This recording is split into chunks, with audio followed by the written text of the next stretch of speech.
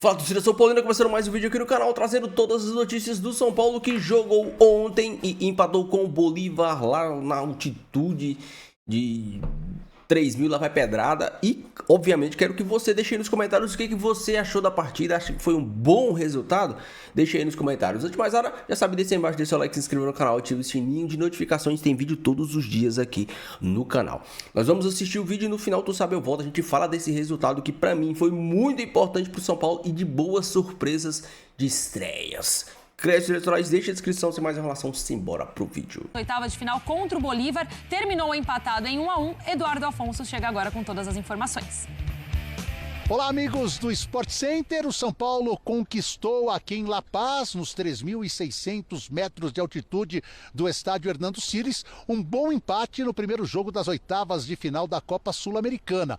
1-1 contra o Bolívar. Agora, na próxima terça-feira, na capital paulista, na reabertura do Morumbis com gramado novo, o São Paulo joga por uma simples vitória para avançar às quartas de final. Gol do São Paulo de Arboleda, o gol para reconquistar a torcida, e nós ouvimos Arboleda na saída do jogo. Ele falou sobre este gol e falou também sobre o que aconteceu com o fato dele ter abandonado São Paulo e depois ter sido reintegrado ao elenco tricolor. Estou feliz pelo gol. Eu acho que isso de reconquistar a torcida vai ser de a pouco. Eu sei que ainda a torcida tá muito brava comigo, está chateada por tudo o que aconteceu. Uma vez mais só peço desculpa. No momento que aconteceu tudo, eu não pensei em nada, só me acolher com minha família. Foi um momento realmente de estar passando por depressão.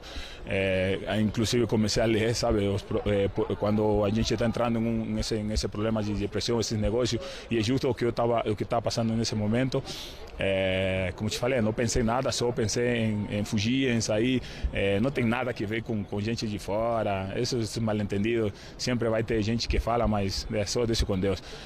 Meu problema realmente era personal, não era nem com a diretoria, nem com a comissão técnica. Eu quero que fique sempre isso claro. Nada contra o treinador que estava nesse momento, com meus companheiros, jamais. Eu amo todos eles, eles sabem muito bem, mas também quero agradecer ao clube pelo apoio, pelo profissional que está comigo todo dia. Isso tem me ajudado muito, pois espero continuar da melhor maneira para tirar tudo o que já passou, né? O que já passei, então, e começar minha carreira.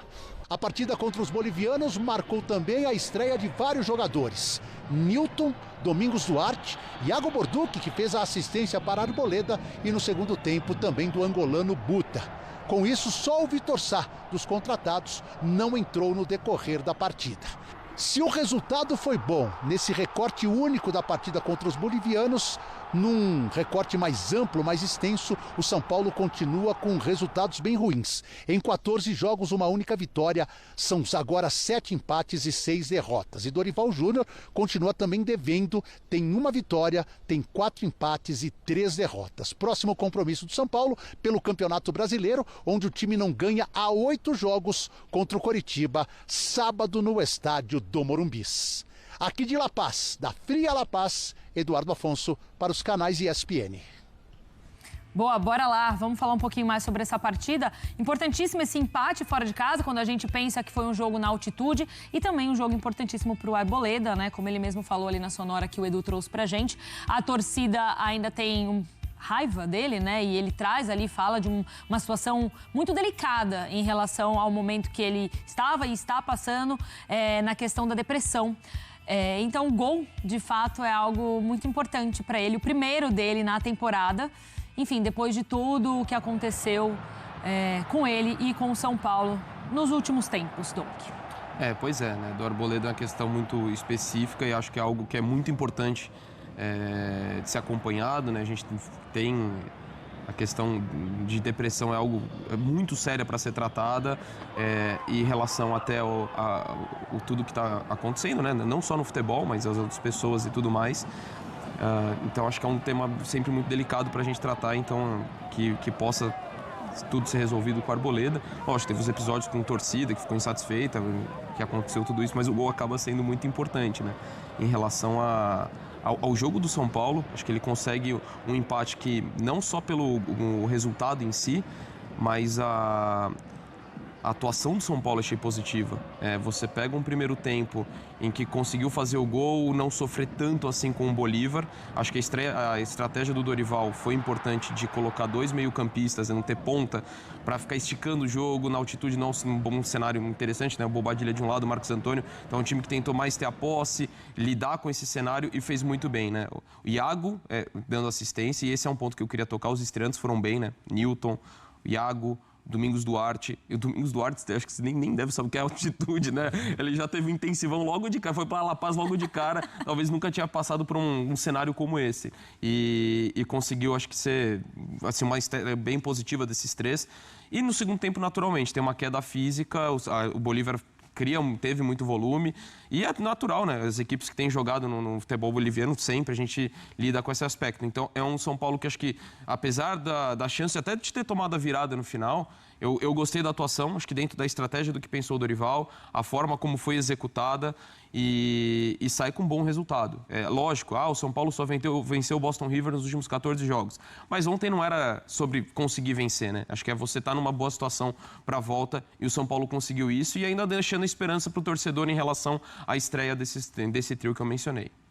Breiler, antes de mais nada, vamos escutar o Dorival Júnior para a gente falar um pouquinho mais sobre as novas estratégias que ele aplicou diante desta partida. Bora lá.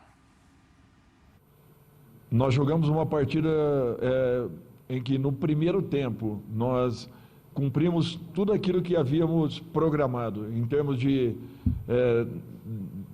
marcação, de eficiência, de gatilhos de pressão. Nós conseguimos fazer isso. Segundo tempo já é um pouco diferente. A sensação ela passa a ser dobrada, e as dificuldades elas aumentaram ainda mais. Mesmo assim, eu acho que a equipe teve tranquilidade, trabalhou bem a bola, tentou rodar de um lado para o outro. Foi um jogo muito difícil, sempre é muito difícil se jogar aqui dentro. O jogo, em determinados momentos, fica até desleal, porque é uma equipe já adaptada contra uma equipe que praticamente vem conhecer essa nova situação dentro dos 90 minutos. Eu saí daqui satisfeito. Gostou das estratégias do Dorival?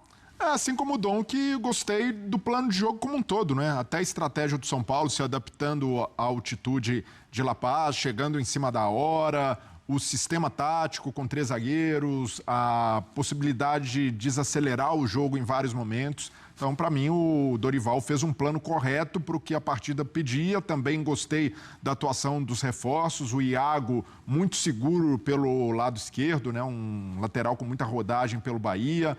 O Newton, que já fez a função de zagueiro no Botafogo, também deu boa sustentação juntamente com a Arboleda e Domingos Duarte. Então, foi um São Paulo que conseguiu ser um pouco mais confiável, mesmo com todo o cenário adverso, mas precisa também manter os pés no chão. Foi só um empate. O Bolívar venceu o Grêmio fora de casa, então não é só um time que joga na altitude. Então o São Paulo não está com a classificação decretada, apesar desse bom resultado. E olhar agora para o Campeonato Brasileiro. A situação ainda é muito delicada, são 8 jogos sem vencer na competição, risco de começar a brigar contra rebaixamento. Então precisa urgentemente vencer. O jogo contra o Coritiba serve para isso, né? Voltar a ter essa conexão com o torcedor no Morumbi e voltar a vencer e passar confiança para o torcedor. Foi um pequeno passo dado pelo São Paulo, mas ainda muita coisa precisa ser feita para o time voltar aos trilhos, como se imagina, sob o comando do Dorival. Partida, né? Segurou ótima muitas partida. broncas no alto lá. Talvez o melhor em campo, se não o melhor, um dos melhores.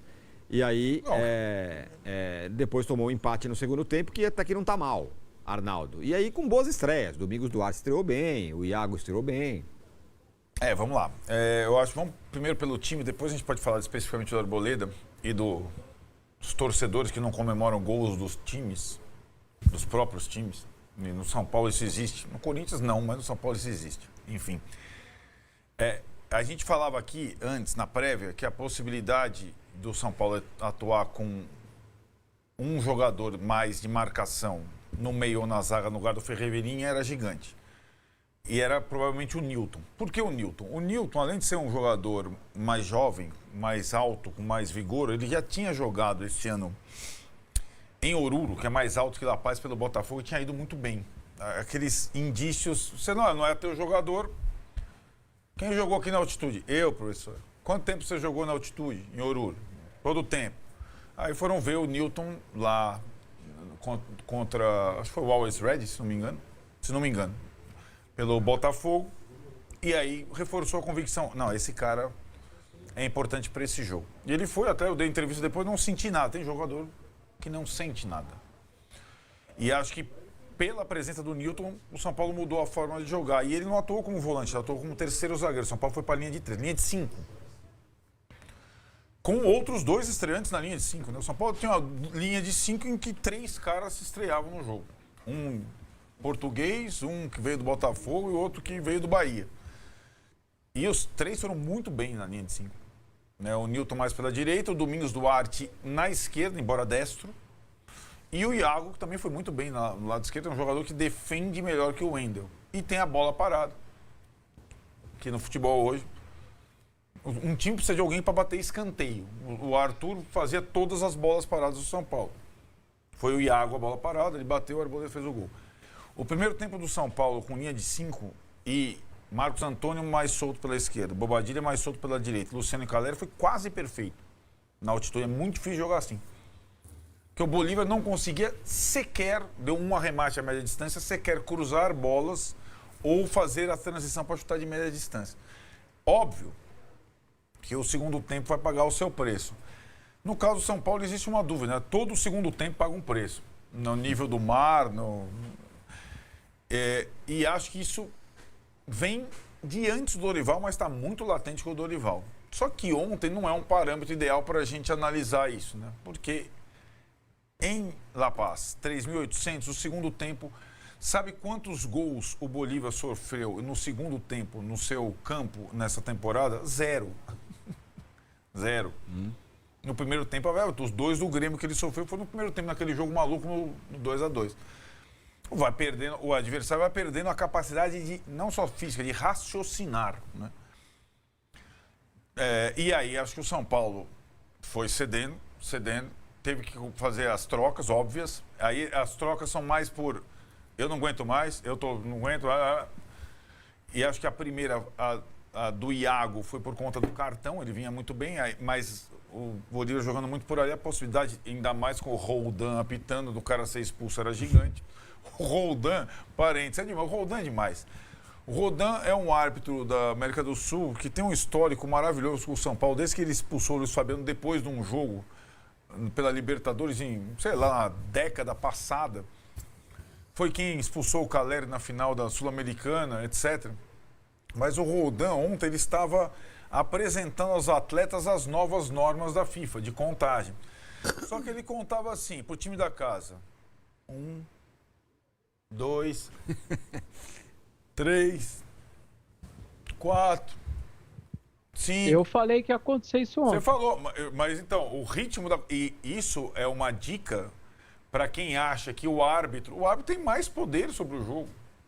Ainda mais se for da intenção dele contar ser mais devagar. caseiro.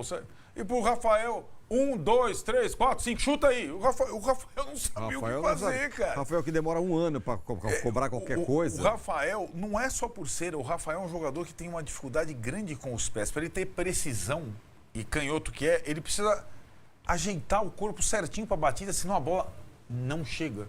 Ele não tinha condição de fazer isso. O cara começou a ficar desesperado. Sabe quando você está terminando a prova, você está na questão 5 ainda, o professor está arrancando o papel da sua mão? É isso. É o Rafael ontem. Seria divertido não fosse trágico, né? Aí o Roldan ainda, o Domingos Duarte, não conhece o Roldan, o zagueiro português, chegou lá, o Roldan foi dar uma peitada no Domingos Duarte, lá na hora da área, da confusão. O Domingos Duarte foi para cima. O Calera chegou, o cara vai te expulsar aqui, velho. O cara aqui... Então, para quem jogou na altitude com o Roldan empatar, tem que ir para Paulista comemorar. Vai lá, solta 10 mil foguetes, não sei o que lá. E no segundo tempo, sim. Até que ele foi bem na arbitragem, não inverteu tantas faltas. Mas ele conduziu o jogo na contagem. Isso é maravilhoso. Ele deu 4 reversões do Iago. Sim. E aí... É bom para ele se acostumando, que no fim de semana começa aqui. O Mário Marra, nosso companheiro brilhante da ESPN, falou, cara, na altitude é melhor você ceder a reversão do que você ter pressa para bater o lateral. Sim. Então cede a reversão. Não, bate você então. Né? Fica um jogo maluco. a possibilidade do árbitro intervir na partida vai aumentar, minha gente. Mas tudo bem, enfim. Foi até uma coisa ilustrativa legal da gente ver como o árbitro pode conduzir o jogo da maneira que ele quer. O que você achou da atuação do São Paulo, o tricolor que empatou com o Bolívar lá, tomando um gol não tomável e os gols que eram para ser tomáveis não tomou? Eu explico isso para você. Eu acho que aquele gol que o São Paulo tomou, eu não vou aqui dizer que foi uma falha do Rafael, mas se a gente dá uma analisada, o Rafael ele pula para a direita para depois voltar para a esquerda. Eu não entendi sinceramente o movimento técnico do Rafael ali. Veja o movimento do Rafael. Quando o cara for chutar a bola, olhe só o Rafael. O Rafael tá ali dando um saltitante, todo serelepe, ele dá um pulo pra direita quando a bola sai. O cara chuta, ele dá um pulo pra direita, um pequeno pulo pra direita e depois tenta voltar pra esquerda e não consegue. Acho que era uma bola defensável, mas também não vou falar que falha. Mas acho que dava pra pegar. Em compensação, no momento de pressão no final do jogo ali, os jogadores do São Paulo já estavam completamente exaustos e não conseguiam fazer mais nada. A gente viu o São Paulo suportar bem a pressão, conseguiu se virar e vir de lá com um resultado positivo. O empate foi um resultado positivo. E aqui no Morumbi é outra história, né, cara? Aqui no Morumbi eu acho que o São Paulo vai passar o carro, é uma palavra forte, mas vencer bem. 2-3-0.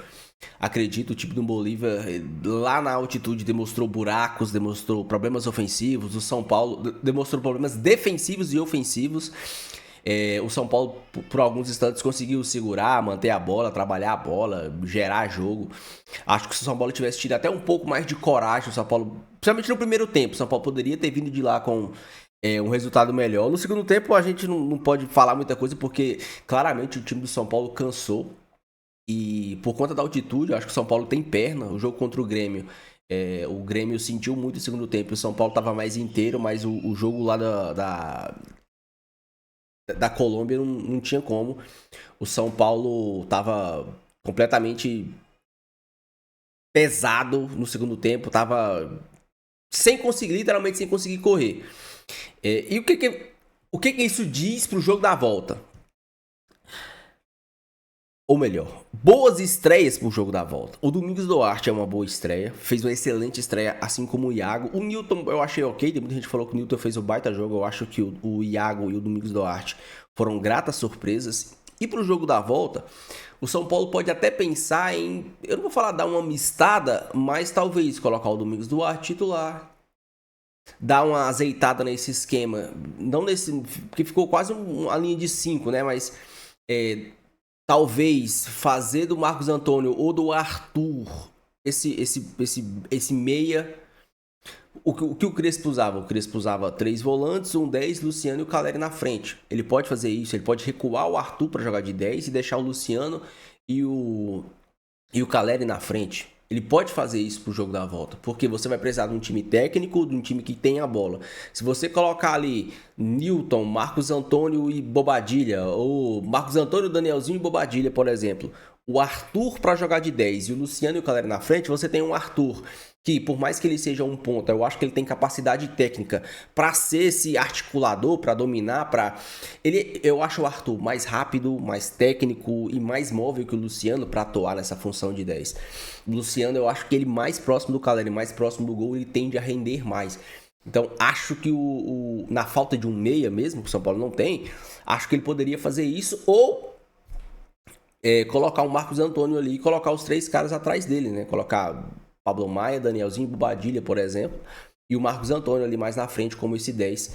Acho que ele poderia fazer isso. Acho que essa pode ser uma escalação ou um sistema tático a ser explorado no São Paulo. Não é o que ele está usando, mas acho que é algo que ele pode explorar no futuro. O resultado foi legal, o desempenho, para mim, foi legal. O São Paulo teve um desempenho seguro, mas agora o que importa é sábado. O São Paulo é obrigado a vencer o Curitiba sábado e obrigado a vencer, se eu não me engano, a Chapecoense, que é o próximo jogo do São Paulo no Campeonato Brasileiro. O São Paulo precisa ganhar esses 6 pontos para se distanciar da zona do rebaixamento e para, quem sabe, poder ter um pequeno foco